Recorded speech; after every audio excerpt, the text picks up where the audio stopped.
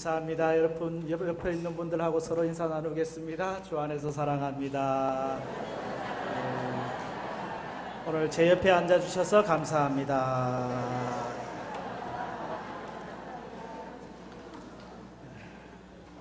영국의 한 광고 회사에서 큰 상을 내걸고 퀴즈를 냈습니다. 전 국민을 대상으로 스코틀랜드 에딘버러에서 런던까지 가장 빠른 시간에 갈 수 있는 방법을 묻는 그런 퀴즈였거든요. 워낙 상품이 크기 때문에 많은 사람들이 이 퀴즈에 응모를 하게 됩니다. 그래서 어떤 분들은 비행기를 타고 가는 게 가장 빠르다, 또 어떤 분들은 기차를 타고 가다가 어느 시점에서는 버스로 갈아타는 게 빠르다, 또 어떤 분들은 새벽 아주 이른 시간에 차 없을 때 지름길을 이용해 가지고 자동차로 가는 게 빠르다, 뭐 여러 가지 내가 직접 해보니까 이것이 제일 빠른 방법이다, 여러 가지 답이 나왔습니다. 그런데 결국 상을 탄 사람은 누구냐? 사랑하는 사람과 함께 간다. 요게 이제 상을 탔어요. 다시 말하면은 사랑하는 사람과 함께 가면은 아무리 먼 길도 가깝게 느껴진다는 거예요. 아무리 먼 길을 가도 사랑하는 사람과 함께 가면 벌써 다 왔어?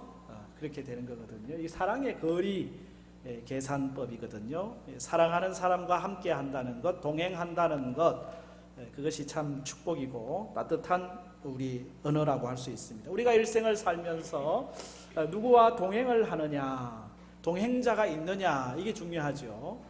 함께 같이 가는 사람이 있는 것은 행복이지만 홀로 쓸쓸히 가야 된다고 하면은 그것처럼 안타까운 일이 없습니다. 함석헌 선생에게 이런 시가 있습니다. 그대는 그런 사람을 가졌는가. 이 시의 시작은 이렇습니다. 말리길 나서는 길, 처자를 내맡기며 마음 놓고 갈 만한 사람, 그 사람을 그대는 가졌는가. 정말 이런 맡기고 갈 수 있는 인생의 동반자, 동행자를 갖고 사는 것, 그것이 참 얼마나 큰 축복인지에 대한 말씀이거든요. 여러분에게는 그런 동행자가 있습니까? 감사하게도 우리에게는 영원한 동행자가 되시는 하나님이 있습니다. 감사하게도 우리는 경천교회가 있습니다. 그리고 믿음의 옆에 있는 이 동지들, 신앙의 동행자들이 있습니다. 옆에 있는 분들한테 인사합시다. 당신은 나의 동행자입니다. 동행자가 된다고 하는 게 얼마나 격려가 되고 힘이 되고 얼마나 참 힘이 되는지, 어렵고 힘들 때일수록 더 그것을 느끼거든요. 구원이라고 하는 것은 예수 그리스도의 십자가를 통하여 값없이 은혜로 우리에게 주어지는 것입니다. 구원의 은총은 우리의 무슨 다른 노력이 필요한 게 아니에요. 구원의 은총은 예수님의 십자가 그 보혈로 말미암아 누구나 누릴 수 있는 최고의 축복입니다. 그런데 우리가 이 땅을 살면서 복을 누리는 삶, 은혜를 누리는 삶은 주님과 동행할 때 이루어지는 거거든요. 축복은 그냥 이루어지는 게 아니고, 구원은 그냥 우리에게 주어지는 거지만은 축복은 우리가 주님과 동행할 때 경험되어지는 것입니다. 주님과 깊은 교제 속에 들어가고 함께 길을 간다고 하는 것, 그것이 축복이거든요. 그래서 오늘 본문을 보면은 하나님과 동행하는 사람에 대해서 말씀을 하고 있어요. 1절 시작이 질문으로 시작하고 있어요. 여호와여, 주의 장막에 머무를 자가 누구오며 주의 성산에 사는 자가 누구오니까. 이 질문을 1절에 딱 던져놓고 2절부터는 그 질문에 대한 대답을 쭉 하고 있거든요. 다시 말하면 여기 머무른다, 또 여기 산다 라고 하는 말은 함께 한다는 뜻이잖아요. 주님과 함께 하는 사람, 주님과 동행하는 사람이 누굽니까? 라고 질문을 하고 거기에 대한 답을 쭉 하다가 마지막 결론 5절 끝에 가면은 이런 일을 행하는 사람은 영원히 흔들리지 아니하리이다. 다시 말하면 주님과 함께하는 사람, 주님과 동행하는 사람의 결국은 영원히 흔들리지 않는 복을 누린다, 그 뜻이거든요. 여러분의 삶이 어떤 경우에도 흔들림 없는 굳건하게 나아갈 수 있는 은총, 그것은 바로 오늘 말씀처럼 주님과 동행할 때 이루어지는 겁니다. 제12호 태풍 나크리가 지금 북상을 하고 있어요. 얘가 약해졌는지 바람도 좀 잔잔한 것 같고 비도 좀 잔잔한 것 같고, 제주도 건너올 때는 엄청나게 셌는데 우리한테 겁을 먹은 건지, 하여튼 어쨌든 태풍이 지금 불어오고 있는 건 사실이거든요. 이 태풍이 그냥 더위만 싹 가져가고 비만 살짝 뿌려주고 가면 좋겠는데, 여러분, 이 태풍이라고 하는 것이 우리 인생에도 불거든요. 우리의 삶의 자리에도 풍랑이 일고 태풍이 불고, 예수 안 믿는 사람에게만 태풍 부는 줄 아세요? 아니요, 예수 믿는 사람들에게도 동일하게 태풍이 붑니다. 바람이 불고 창수가 나는 것은 동일한 거예요. 차이점은 뭔 줄 아세요? 모래 위에 집이 지어져 있느냐, 반석 위에 집이 지어져 있느냐의 차이예요. 예수님께서 산상보훈 말미에 모래 위에 집을 지은 사람은 창수가 나고 비바람 치면 그 집이 무너지지만은 반석 위에 지은 집은 결코 무너지지 않는다. 태풍 부는 거 똑같아요. 창수가 나는 거 똑같아요.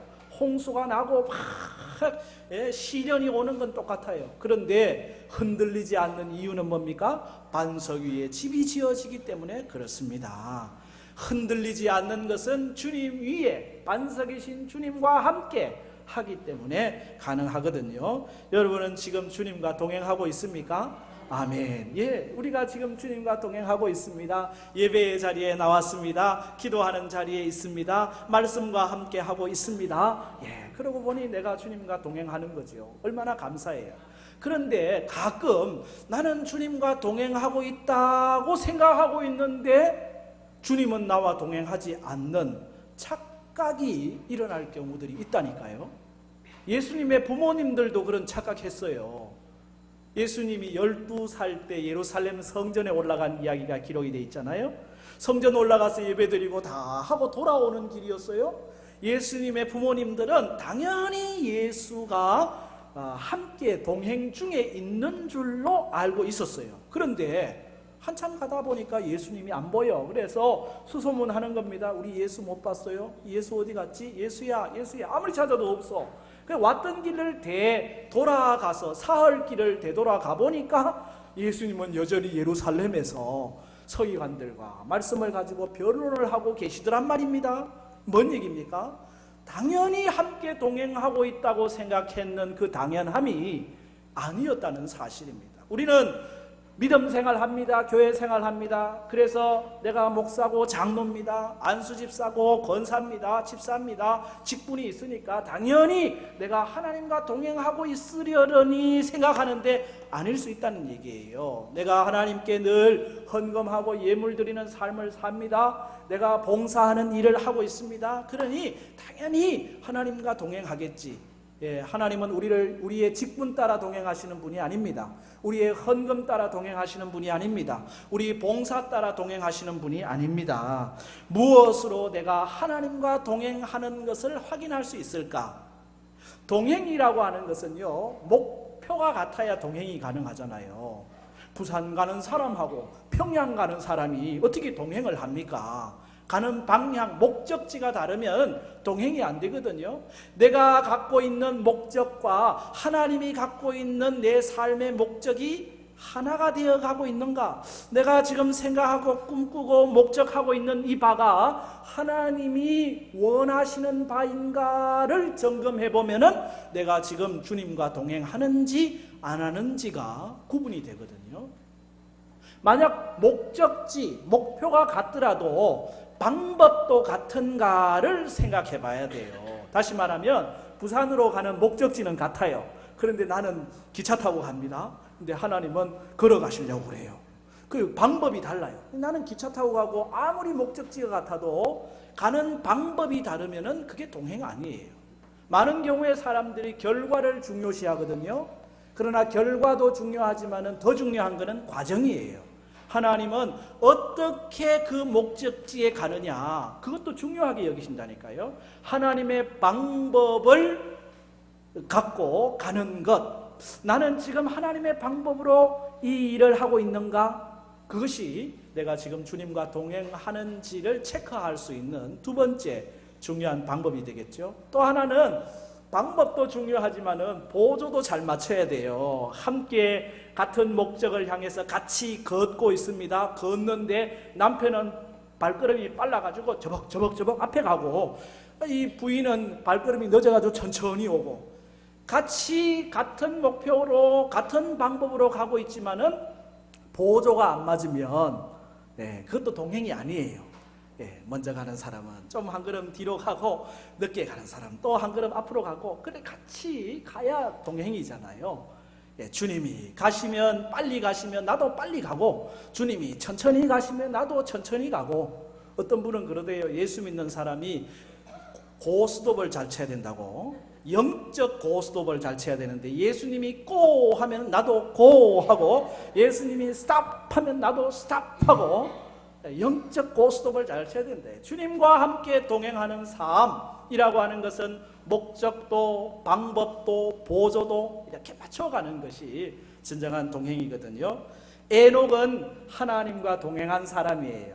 창세기 5장에 에녹이 하나님과 동행하더니 하나님이 그를 데려가심으로 세상에 있지 아니하였더라. 에녹에 대한 다른 표현 없어요. 한마디, 하나님과 동행하였더니 라는 표현이 그의 삶을 표현해주는 한마디예요. 아브라함처럼 아주 파란만장한 믿음의 삶이 있었던 것도 아닙니다. 막대기 하나로 홍해를 치니까 갈라지는 기적을 경험한 것도 아닙니다. 기도하니까 불이 떨어지고 비가 내리고 막 이런 기적을 체험한 것도 아니에요. 그러나 에녹의 삶에는 하나님과 동행했다, 하나님과 같이 살았다. 이걸 좀 결혼 용어로 얘기하면 동반자가 되었다. 함께 더불어서 동반자가 되는 삶. 동반자 하니까 여러분 생각나는 노래가 있죠. 가수 태진아가 부른 당신은 나의 동반자, 영원한 나의 동반자, 내 생애 최고의 선물, 당신과 만남이었었었었어. 근데 이 동반자가 누굴까? 태진아의 부인 옥경일까? 근데 이 태진아 집사가 교회에서 간증을 하면서 그런 간증을 하더라고요. 나의 동반자는 우리 주님이십니다. 나는 이 노래를 부를 때 주님을 생각하고 부른다는 거예요. 그러면서 가사를 바꿔 부르더라고요. 주님은 나의 동반자, 영원한 나의 동반자, 내 생애 최고의 선물, 주님은 나의 동반자. 야, 참 잘 붙인 건지 진짜 신앙 고백인지. 여러분, 주님은 나의 동반자입니다. 여러분에게도 이런 신앙 고백이 있기를 축복합니다. 주님이 동반자 되는 삶이 기쁨이고 행복이고 축복인 거죠. 오늘 본문으로 다시 돌아가 보면은 시인은 주의 장막에 머무를 자, 주의 성산에 사는 자가 누구냐 질문하고 있거든요. 주의 장막, 주의 성산이 어디입니까? 주님이 거하시는 곳이 주의 장막이고 주님이 계신 곳이 주의 성산이잖아요. 구약적 배경으로 보면은 예루살렘, 거기에서도 예루살렘 성전, 성전 안에서도 성소 시온자, 거기가 바로 주의 장막이고 주의 성산이에요. 그런데 이게 신약적인 맥락으로 넘어오면은 예수님께서 이 땅에 오셔서 우리와 거하셨고 보혜사 성령을 통해서 우리와 함께 하시거든요. 그래서 고린도전서 3장 16절에 말씀하기를 너희는 너희가 하나님의 성전인 것과 하나님의 성령이 너희 안에 거하시는 것을 알지 못하느냐. 주님이 오늘 우리 몸을 우리의 장막 삼으신다 말씀입니다. 우리의 삶을 주님이 우리의 성소로 삼으신다는 거예요. 주님이 우리와 함께 하시기를 원하시고 우리와 동행하시기를 원하셔요. 여러분, 주님이 여러분과 동행하시기에 편하신가 불편하신가?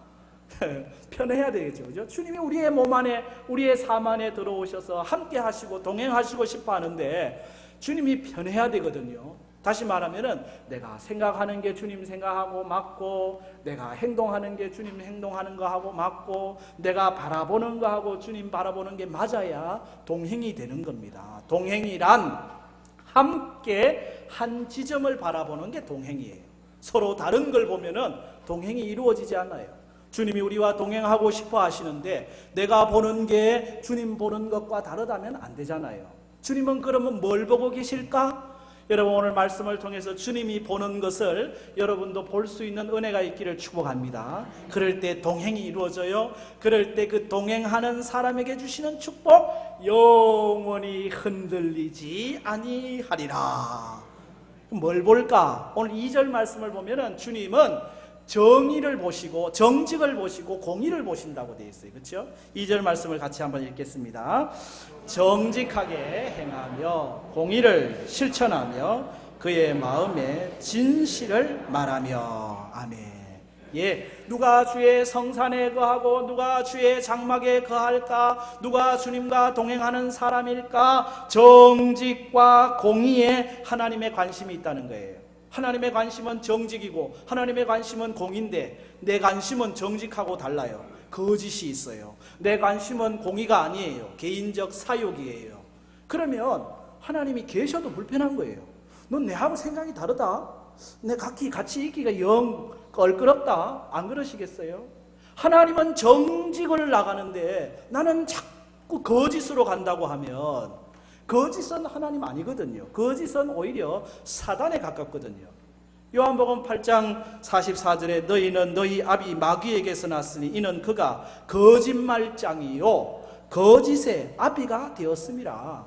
거짓은 하나님 아니고요 마귀에게 가까운 거예요. 마귀 편이 거짓이에요.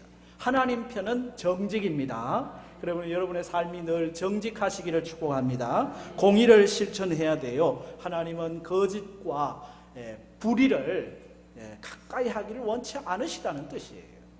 여러분, 초대교회에 오순절 성령이 강림하고 부흥의 역사가 일어나면서 성도들이 함께 사랑을 나누고 유무상통, 자기 모든 재산을 자기 것이라 하지 아니하고 팔아서 나누고 그런 일들이 막 일어났잖아요. 그 아나니아와 삽비라도 아이고 나도 이 은혜를 받았으니 내 재산을 팔아 하나님께 드려야지. 그래가지고 온 재산을 팔았습니다. 팔고 보니 영 그래도 조금 남겨놓으면 좋겠다 생각을 한 것 같아요. 그래 부부가 의논해가지고 일부를 남겼습니다. 그거 잘못한 거 아닙니다. 다 드릴 수도 있고요 남겨놓을 수도 있는 겁니다. 아나니아와 삽비라가 베드로 앞에 왔습니다. 자, 우리 집에 밭 판 것 전부를 가지고 왔습니다. 여기에 문제가 있는 거예요. 일부를 남겨놓고 가져왔습니다. 그러면 괜찮아요. 그런데 전부를 가져왔다고 하는 이 말에 베드로가 성령에 충만하여 그 속을 들여다본 거예요. 왜 성령을 속이느냐? 여러분, 하나님이 예물을 100%에 많이 가져오는 걸 원하는 게 아니고 정직한 걸 원하셨거든요. 정직하게 하나님 앞에 드리기를 원하셨거든요.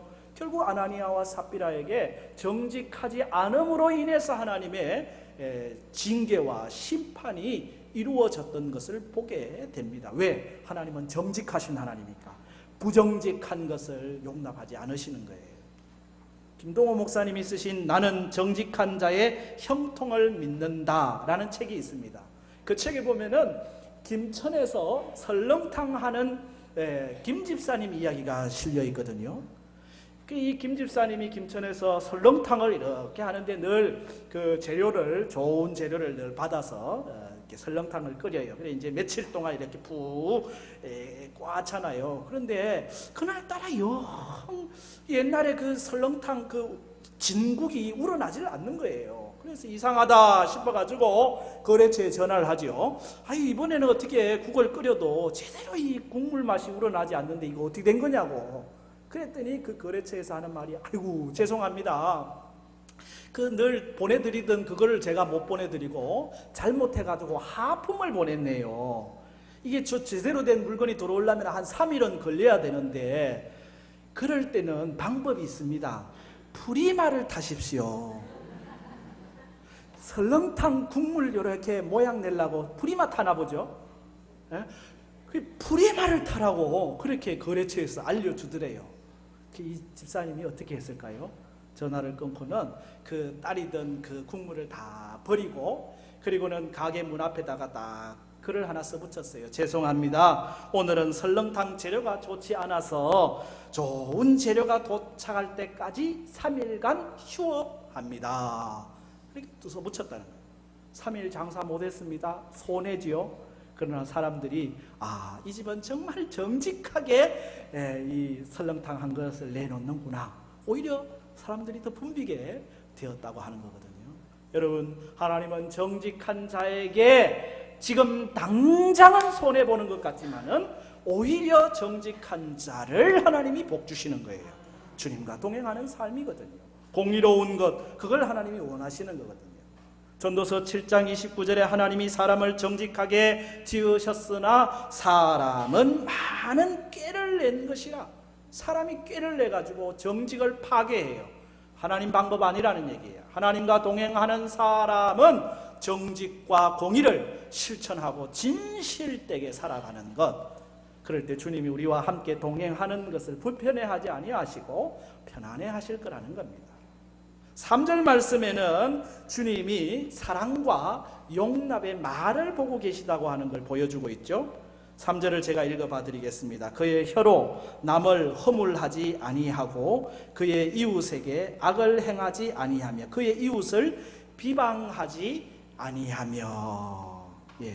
주의 장막에 거하는 자, 주의 성산에 머무는 자, 주님과 동행하는 사람은 말이 다르다, 그렇게 표현하고 있는 거예요. 주님과 동행하는 사람은 그 입의 말을 다르게 하는 거예요. 주님은 그 말을 보고 계신다는 거예요. 남을 허물하고 이웃을 비방하는 사람은 주님과 동행하는 사람이 아니에요. 오히려 허물을 보면은 그 허물을 덮어줍니다. 오히려 비방할 일이 있으면 비방하는 것이 아니라 그 아픔을 오히려 감싸줍니다.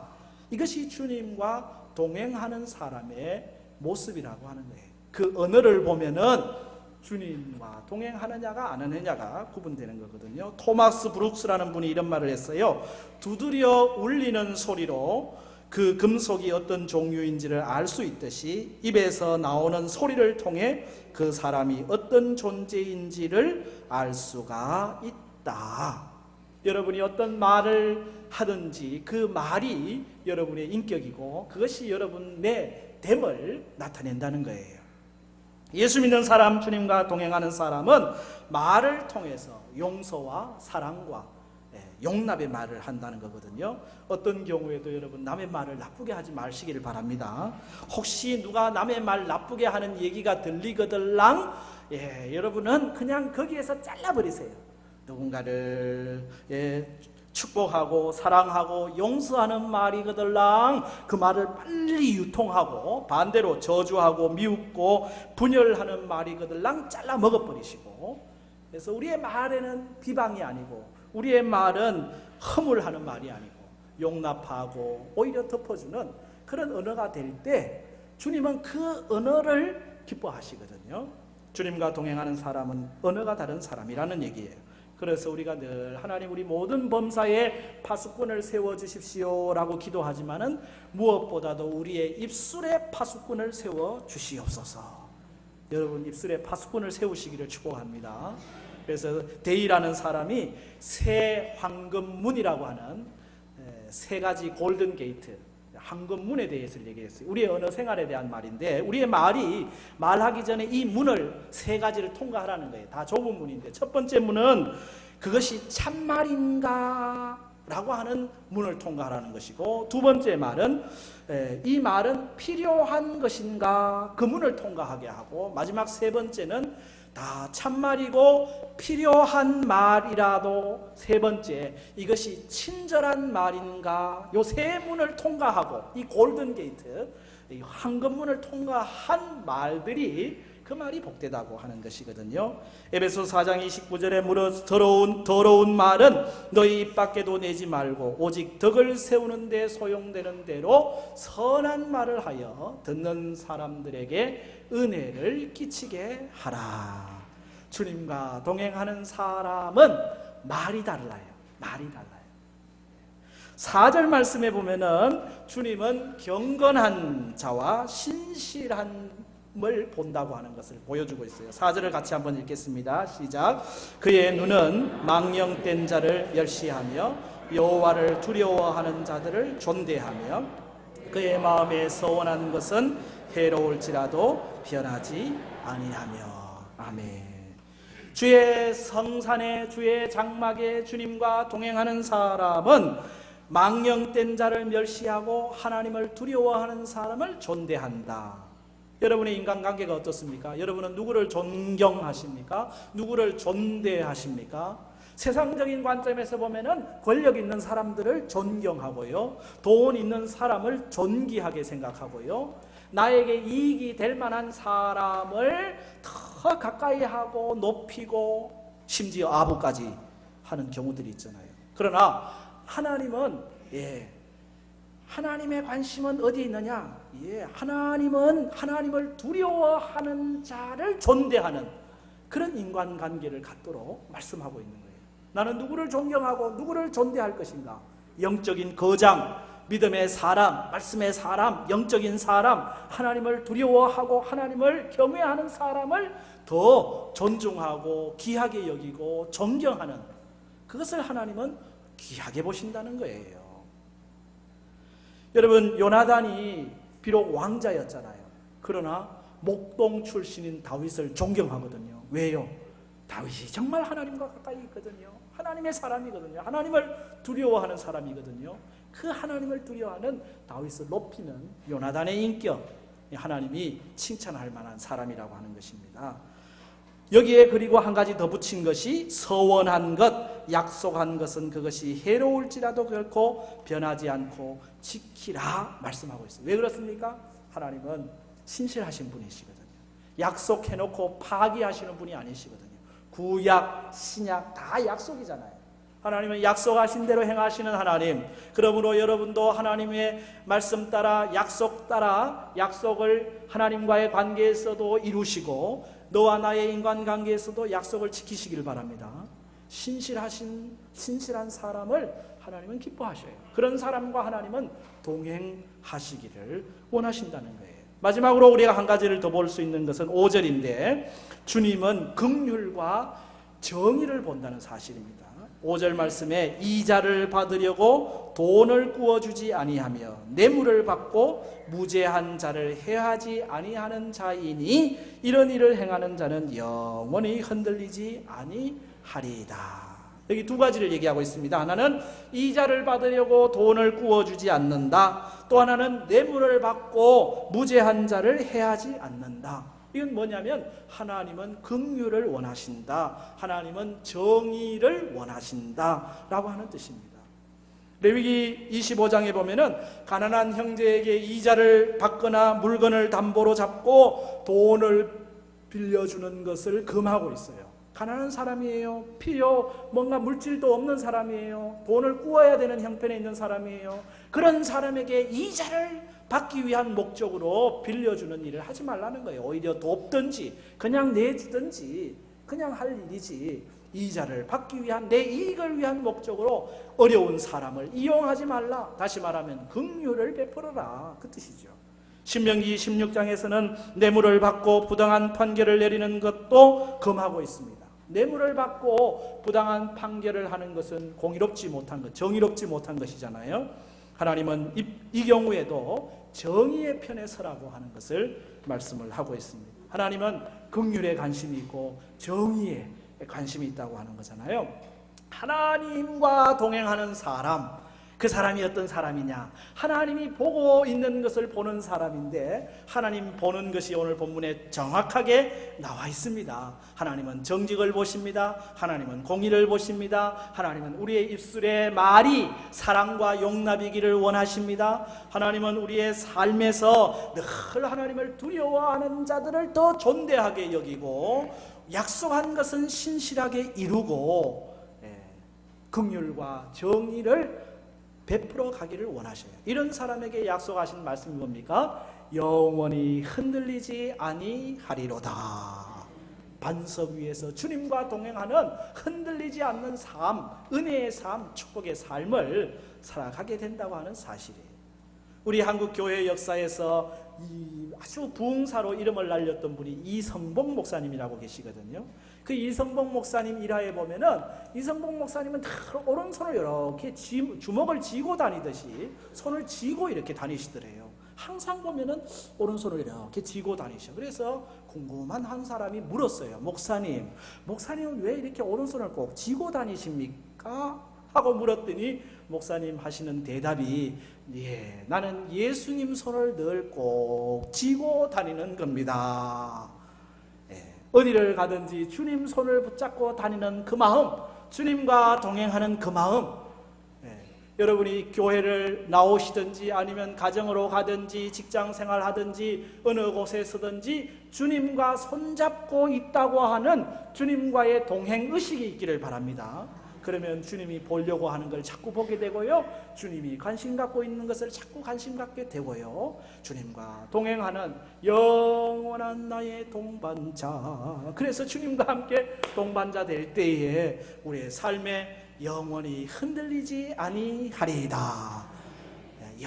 영원히 흔들리지 아니하는 든든한 믿음의 승리의 삶을 우리 모두가 살아가기를 축복합니다. 아멘.